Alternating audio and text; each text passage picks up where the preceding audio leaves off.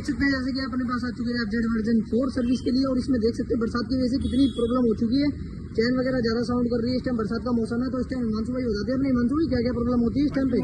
जो देखा जाता है इसमें जो अगर जो है बारिश का सीजन चल रहा है तो चैन वगैरह बहुत ही आवाज करती है, क्योंकि अपनी गाड़ी जो होती है वो चैन होती है, ओपन चैन होती है। इससे क्या होता है कीचड़ वगैरह पानी वगैरह जाता है तो चैन आवाज करती है। इससे यहाँ पर चैन सेफ्टी तो लाइफ भी कम होती है और बिल्कुल गाड़ी में चलाने मजा नहीं आता। पिकअप नहीं लेती गाड़ी, खिची नहीं करती है भाई। क्या होता है यहाँ पे जो अपने चैन लीव क्लीन आते हैं, जो हमने आपको पहली वीडियो में पहले भी दिखा रखे हैं। इससे सिंपली कुछ नहीं करना होता, पहले क्लीनर से क्लीन करना होता है और फिर लीव करना होता है। मैं आपको एक बार छोटा सा मैं करके दिखाया तो अगर भाई ने नहीं देखी पहली वाली वीडियो जाके देखें।